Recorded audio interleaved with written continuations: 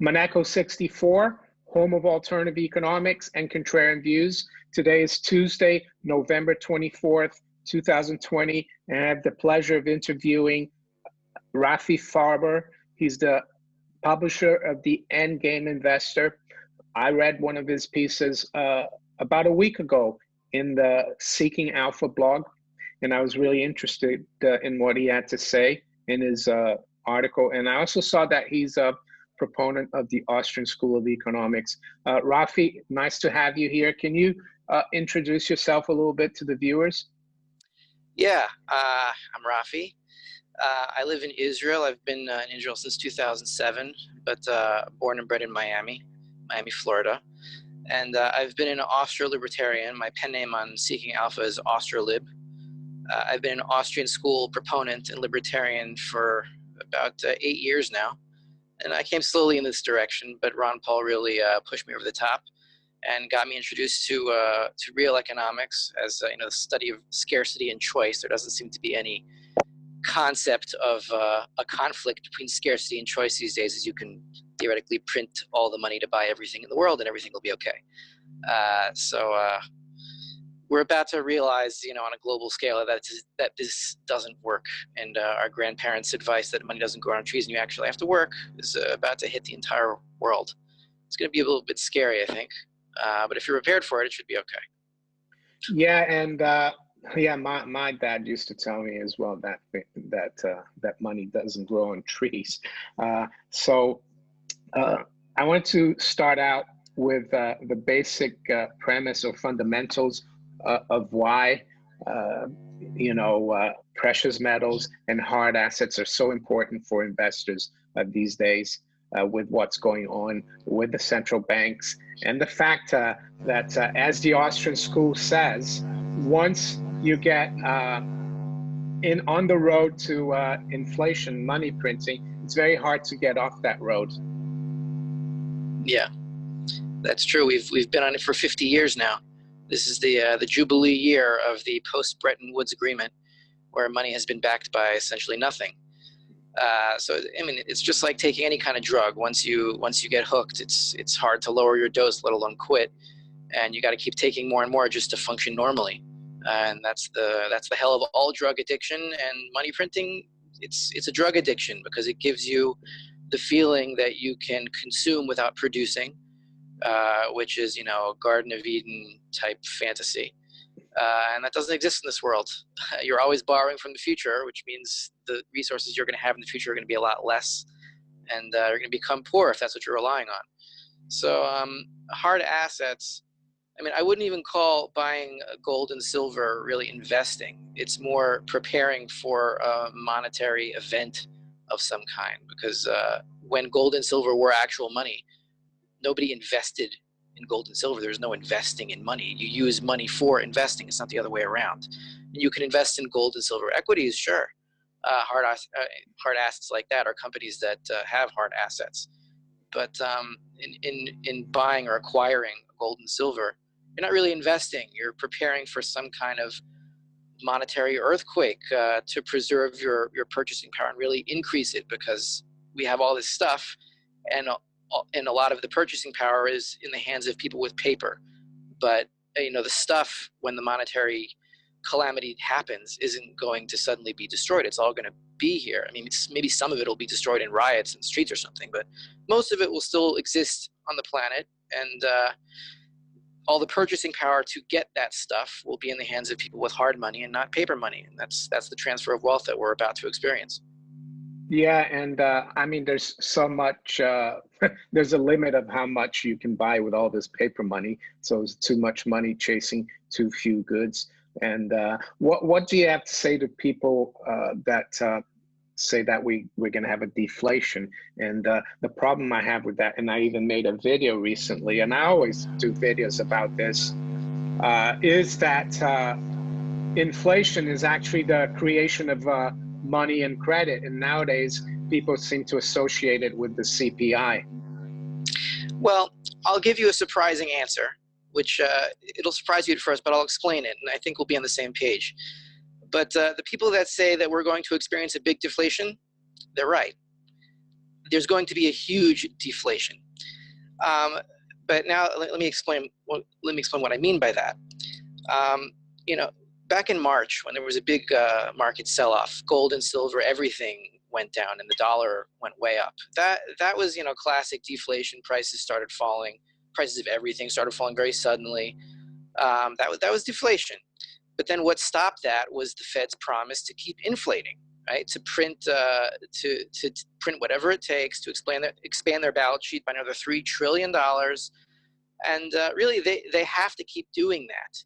There's nothing else that they can do because all the payments of every bank to every bank, you know, especially when interest rates are negative, meaning bonds are more expensive than even basic rationality would suggest should be possible, then you need more and more of the money to keep this negative interest rate cycle going, because otherwise the whole thing collapses and no bank can pay another bank and the entire monetary system implodes in a spectacular deflation. So yeah, the natural tendency for economies is to deflate in the very basic sense that the sum of goods and services on planet Earth tends to increase as you make more stuff. And what should be natural is that the supply of money doesn't increase as fast. And therefore prices deflate and you can afford more things and people come out of poverty that way. This is how economic growth in the real sense actually happens. So yeah, deflation, but then inflation prevents that and they print more money and the value of that money goes down and purchasing power is stolen from holders of money to the government. But what if you think about what hyperinflation is?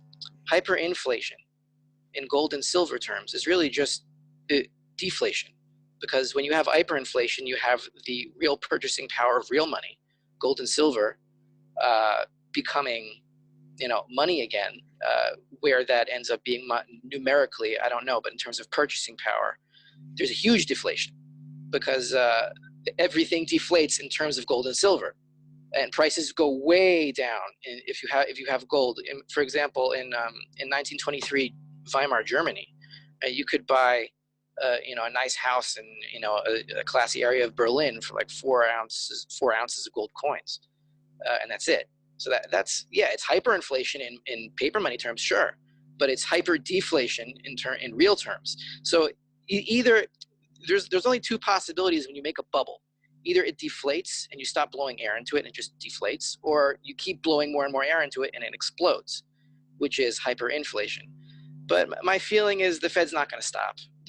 No central bank is going to stop. They're going to keep blowing air into the bubble as it tries to deflate again and again, and eventually it will explode, and the money will be abandoned, and we'll have Mises' endgame, as he says in Theory of Money and Credit, and the dollar will be abandoned, and so will all other paper currencies, and gold and silver will be money again.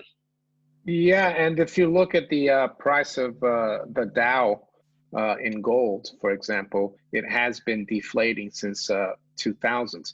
I think the Dow gold ratio was around 46. Yeah. So yeah, we are having already deflation in terms of real money, as you said. Could you go over a little bit about your post-election view of what's going on in the markets and what's going on with the fiscal and monetary policy, whether, you know, it's Biden or Trump? Okay. Well, I'll try to go into some interesting details on this because I have researched this pretty well. Politically, I'm not. I didn't vote. I have the right to vote in Florida, but I didn't waste my time. I'm not. I voted for Ron Paul in 2012 because I believed in him and I believed in something. But I'm not. To me, these elections are basically people arguing about what music is going to be played on the Titanic as the ship goes down. I don't really care. I mean, maybe I prefer one tune over another, but like, I'm not busy voting about the music. I'm busy building a lifeboat or getting to one. So it's a question of degree in terms of spending, but you know, since Reagan, really, you know, Reagan is called, you know, the big right-wing, even libertarian-leaning guy, and sure, in terms of his speeches and what he said, yeah, it was definitely great to hear. But he started the big spending epidemic, which has continued exponentially until Trump. And if Trump had gotten reelected, there would have been extreme spending just as Biden. It's just a question of timing.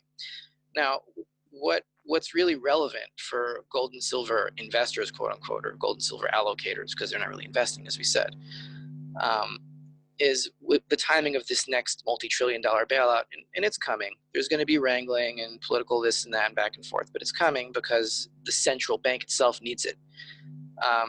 What's going on in the Treasury market specifically is that Treasury bills, meaning up to 1 year maturities, they're on what we could call a treadmill of about $1.4 trillion a month. Because the previous bailout that was passed, $1,200 checks to all Americans, bailing out all these businesses that to keep the payroll protection program, whatever it's called, that was funded by Treasury bills, short-term maturities, and those all have to be paid back, usually within a month, because most of them are 4-week, 8-week, and now 4 times a week, twice on Tuesdays and twice on Thursdays. There's these new emergency auctions of treasuries called CMBs, or cash management bills. They're not part of the debt ceiling. They're supposed to be used for emergencies. Now they're used 4 times a week, about $30 billion a pop, and they have to keep being recycled. So on all the money that is being raised in treasury bill auctions since that bailout has been used to pay back the next month of treasury bills that come due. So there's really no money being raised. So the question is, what happens during the next $2.5, $3 trillion bailout, whatever it is, it doesn't really matter. They can't use treasury bills to fund it because treasury bills are being used to fund the previous bailout. So, keep the treadmill going. So they're going to have to go into the middle of the curve, meaning 2-year to 10-year maturities, and really up that. But if you look at the treasury graphs in terms of issuance, after 2008, you saw a big jump in the amount of 2-year to 10-year debt that was being issued. And that's continued to this day because they need that longer term debt to keep the money, to keep funding all the big spending that was increased back 12 years ago. So this is going to increase it even more. And the question is, who is going to buy these 2-year to 10-year bonds? Because foreigners have already pulled out. The banks, the commercial banks, they buy treasury bills short term. But who's going to buy the 2-year to 10-year? I don't know. It's going to be a big mess. The Fed will do it, won't it? I guess probably. Yeah. The Fed will do it, but they can't buy it directly from the auctioners. They can't be on the primary market. That's right. They buy from the primary dealers, don't they? Yeah, they have to by law. They can't participate directly in the auctions. That would be direct monetary finance, which is illegal. Maybe they'll change the law. I don't know what they'll do. But this next bailout, I don't see how it can be funded without a serious rise in interest rates. And if the Fed buys it all, they'll own pretty much the whole market, more treasuries than exists on the secondary market. What about the T-bills you're talking about? Those programs, even if they're not brought back and they've ended, it's still money that they borrowed. They have to keep rolling it over, isn't it? That's what people need to understand, right? Because they don't have any money to pay it back. So yeah. I mean, I think the government has something like $1.6 trillion in its Federal Reserve account, which they'll use if the next bailout passes. They'll use it, and that'll be emptied. They're going to have to refill it because they can't operate on a zero liquidity. They need hundreds of $billions in that account for everyday expenses. So if you can look at these tables yourselves. Your subscribers can check this out at an organization called SIFMA, SIFMA. SIFMA.org has these tables where it shows the monthly issuance and the monthly retirement of all kinds of securities, where you can see how much is being issued versus how much is being paid back. And you can see this $1.4 to $1.6 trillion being cycled every month now. It's gargantuan. It's scary if you think about it. So yeah, that's the money that the Treasury has with the Fed, and they have to keep rolling it over every week. Yeah, well, they want to keep their balance stable because it's good for the government to have 1.6 trillion or whatever they have in there. So I mean, theoretically, they could use that to pay back the Treasury bills, but then they need to issue more Treasury bills to replenish the balance. So they're stuck. There's nothing they can do. Yeah.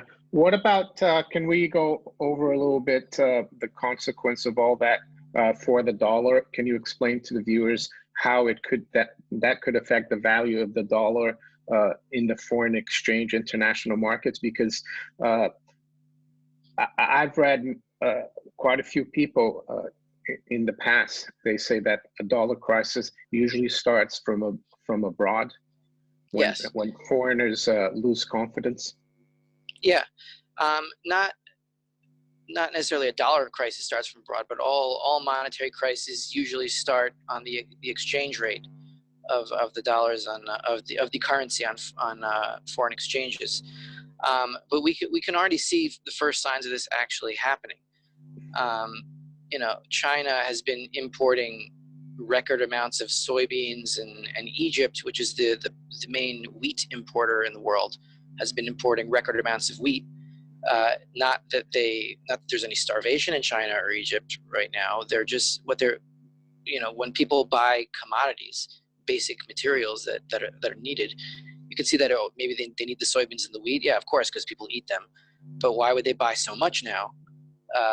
There's an added benefit of buying wheat and soybeans and these kinds of things, that you don't have to buy them later with your dollars if you think the dollars are going to fall and the wheat is going to become more expensive. So it can also be seen as a way to exit dollars, buying real assets, buying copper. If you look at the price of copper, you look at the price of soybeans, look at the price of wheat, look at the price of commodities generally, and they're moving up. So if you look at also the Treasury international capital numbers, these are the figures of how much treasuries, how many U.S. bonds that are owned by foreign central banks, and they've been dropping since March. These foreigners are not involved in these auctions anymore. They're not buying more dollars. But also, if you look at the same figures from 2008 to around 2014, the foreigners, especially China, really increased their holdings of dollars, which means practically that, following the 2008 bailouts and all those from the great financial crisis, the ones who were funding all that spending was basically Asia. They stepped in and gave us a bunch of money, or not us, but the U.S. government. Thank you, but they're not doing it anymore. The Fed is doing it all. So yeah, I think one of these days it could be, I think, even following the passage of the next multi-trillion-dollar bailout, maybe January, February, March, whenever it passes, I don't know exactly, but there's going to be a large amount of selling of dollars for commodities, for any real assets, just to get out of these dollar positions. And then you're going to see the dollar start to really fall on foreign exchanges. And then that affects consumer prices, a few months later. And then you see suddenly huge price inflation in food and in basic necessities, which you're already seeing. Food prices in America are rising, I think, at a 4% clip. Used cars at like 12%. The things that people are actually buying are going way up. The things that people are not buying, like plane tickets and travel, because they can't, because they're afraid of quarantines or travel restrictions, they're not buying. So the price is going down, but that has nothing to do with the dollar. Yeah, and can you talk to the viewers about what's been happening with the price of gold and silver in the last 24 hours? I mean, we're seeing actually the dollar come down quite a bit. The dollar index is almost testing that 91.70, 92 level. And despite that, we're seeing gold and silver continue to go lower. Of course, there's always talk about gold price manipulation by the bullion banks on the COMEX. So maybe you can give our viewers that might be worried about what's happening to the paper price. I mean, I've been at this game since 2002, and it's not comfortable looking at the price and seeing it drop when you know it should be higher. Well, I don't think that anybody in this market or in any market is an expert on day-to-day movements. That knows every single day what's going to happen, how much it's going to fall, how much it's going to rise. If anybody really was, they'd be a billionaire in the space of a few weeks, because they could predict every single movement. It's not possible. But I can put forward a few theories as to what I think is happening. Now, there on the COMEX, on the commodity exchange, you have right now the biggest year of physical deliveries ever. And the December contract is typically the largest contract traded for the year, and the most deliveries for the year typically happen in December. And we are now 2 days away from the deadline to start deliveries on the December contract, and I think like 150,000 contracts are open or something. So there's two days for those who do not want to take delivery to roll over into the February contract. So that at once that creates a lot of selling demand for people who want to get out of the December contract because they don't want the actual physical gold. But on the other hand, what is happening is that other parties are coming in and buying these contracts.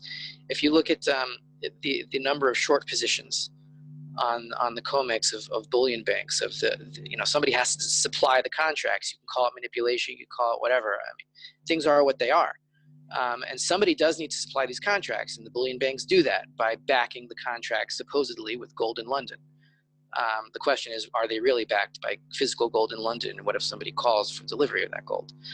So as the delivery date gets closer, and we're 2 days away now, there's pressure to scare speculative longs out of their positions, like hedge funds, which don't call for delivery. And once the bullion banks can sell enough contracts on the market to scare them out, then they can lower the price and cover their existing shorts, which is their goal. So they're less of danger of having to deliver more gold. The problem now is that there's a group of people called the other reportables that they are not hedge funds, and they have gone record long of gold contracts this year in numbers. I think they're long like 160,000 contracts, and they've just been trending higher and higher and higher since February, since this whole COVID era started. And they are actually calling for delivery. So the bullion banks have not been able to cover their shorts because the other reportables have been taking the other side. And which is why I think there's going to be an all-time record of physical deliveries for December.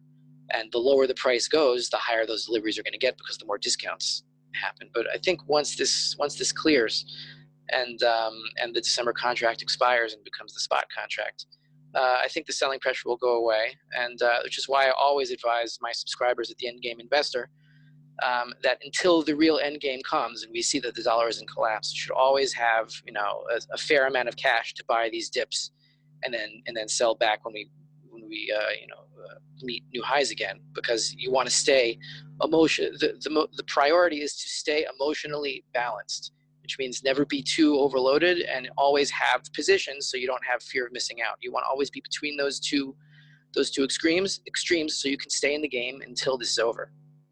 Yeah, I guess also for those people who don't trade, those people who save basically or allocate into precious metals, you don't want to trade physical gold and silver, right? So you just hold on to it. But with that, can we go a little bit into the mining stocks, because that's more investment? And you wrote an interesting article about how you think we're going to move into an era of hard money dividends, and you even think that some of the mining companies might even in the future pay you your dividends in real gold and silver, which I think is really great. It's not necessarily that I think that will happen. I don't know if it'll happen. If there's some kind of a reset and they set the price of gold at a certain amount of dollars and let all the other debt collapse, then that would clear out the dead weight, and then you could continue using paper dollars that are backed by gold. Maybe that'll happen. I don't think so. But if you think about, if you're a dividend investor, an income investor, late middle-aged people, they're income investors. They're not betting on capital growth. They want income. So if you want income, interest rates have been suppressed so low to even negative rates that you're forced to go into these leveraged debt funds like CLO funds and distressed mortgage REITs and these kinds of dangerous funds with high interest, with high dividends, just to get any kind of income. But if the money, there's a catch-22 here. If they stop printing the money, then all these high dividend funds collapse and they don't pay you anything. But if they keep printing the money, then inflation will become price inflation. I mean, consumer price inflation will become extreme. And even if you're getting what, a 10, 12% dividend, annual, and you get 15% inflation, you're still losing money. So there's a catch-22, and these risky debt funds for high dividends are going to collapse one way or another.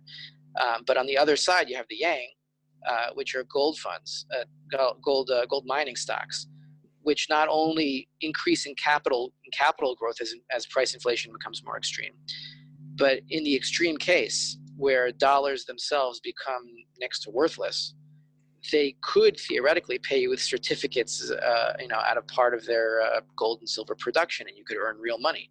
I don't know the logistics of that. I don't know, but yeah, theoretically, definitely they could pay you because they mine money, whereas the other dividend companies, high dividend companies, would not be able to because they only have paper dollars, which nobody wants anymore. So not necessarily again that it will happen, but that it could, and the fact that it could means you should, if you're an income investor, you should have at least some of your dividend income in gold stocks now, before this happens, if it does. Yeah, and I saw you talked about Newmont and a few others, right? I saw Newmont has been increasing their dividend quite a bit in the last year. Can you also maybe touch upon the relationship between the price of gold and oil, because the miners need a lot of energy to operate? Right. Yeah.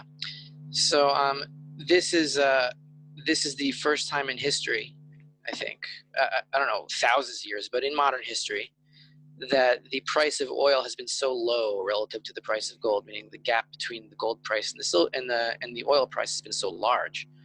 If you remember back in April, oil went to, I think, negative $40 a barrel or some crazy thing like that. But now you have gold at what, 1800, 1820 maybe, and oil at about 40. So yeah, this means fundamentally that gold miners are making higher margins than ever before. And what is wise to do at this point, I think, especially for the people that subscribe to my service, is to buy the miners specifically that are locking in these oil prices with oil futures. I think it was a few years ago, maybe 10 years ago or so. I think it was like Southwest Airlines or something. They were able to lock in the price of jet fuel at some very low price. I think maybe around 2008 during that crash. And then they made humongous profits in the years ahead while other airlines were struggling with higher oil prices. So it's the same principle here. I think all miners will do well, but the ones that are able to maintain these profit margins through long positions in oil and oil futures and diesel futures, they're going to do even better. So you got to know which ones. What about the stock market, the general stock market? What do you think is happening to that? We're seeing, the stock market near all-time highs. Do you think that will continue, or do you think the prices will go up, but in real money they're going to keep going down in gold and silver? I'm not sure. I mean, I've seen some crazy movements in the stock market the past 2 or 3 years, and I think there was a video of Warren Buffett recently, like asking how any of this is possible, and he's never seen anything like this in his life, especially with negative rates, interest rates. I mean, in this environment where money doesn't make sense anymore, stocks can go anywhere. They could go much higher. They could crash suddenly. What I think is going to happen is that we're going to see new highs in the stock market periodically, and things are just going to go way out of control, month after month, until there's some kind of like monetary recognition moment where people realize that the value of the dollar is really going down and inflation cannot be denied anymore. And then they're not going to be chasing stocks at that point. They're going to be chasing savings. They want to preserve their capital. They want to be able to eat tomorrow. So they're going to buy gold. They're going to buy silver. Maybe they're going to buy Bitcoin even. Though I think that's a little bit of a weird move to really stockpile into Bitcoin now. I mean, it's a speculative asset, but to call it a money is a little bit premature. But yeah, I think once there's a recognition that the dollar is sick among the, especially among the millennials that are now getting involved in all these crazy movements in stocks, they're going to start following the big institutional funds and traders and central banks that are piling into gold just to preserve their capital. So yeah, we'll see stocks continue to rise and meet new highs, but I wouldn't trade this. Nobody knows what is happening, and it's just become totally crazy. You want to be able to to retreat to basic logic in these times, and that is that this cannot go on. And once it falls, either stocks will stay nominally where they are and the dollar will collapse and stocks will be worthless in that sense, or stocks will collapse, way down, and the dollar will maintain some kind of purchasing power if they stop all the printing. But either way, I don't want to be involved in it. Is there anything else you want to talk about or that you think is important? Or well, one last thing. It's important to keep in mind, as traders in markets and stuff, we tend to look at the final number as a dollar number. How many dollars or how many pounds or wherever you're from, how much is it worth? As diehard of a gold bug as you can be, you're not really counting in terms of gold ounces. You're counting in terms of your local fiat currency, whatever it may be. But this is not, even though it's hard to see it this way now yet, it's really about how much gold purchasing power you have. It's not about earning dollars, it's about earning real money. And that will become painfully obvious once the dollar or the pound or the shekel, even where I am, can no longer buy anything. You're going to be looking at how much gold you have and not how much money. So keep that in mind. And in the meantime, we'll be playing games with buying dips and selling rallies, and you can do that, in and out. But maintain your core position because the end game is coming. It's coming.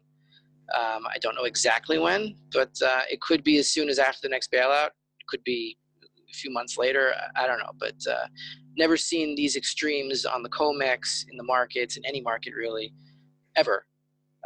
And there's not much time left, so protect yourself and have some physical silver even for any emergency retail purchases you may need.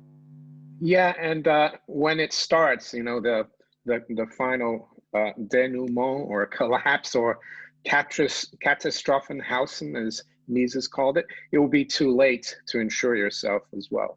So, yeah. Rafi, it was really great speaking with you. And can you just give the viewers, an indication of where they can find your work and what if they can subscribe to it and how it works? Sure. Yeah. My pen name on Seeking Alpha, seekingalpha.com, is Austrolib, as an Austro-libertarian, Austrian School Libertarian, Austrolib.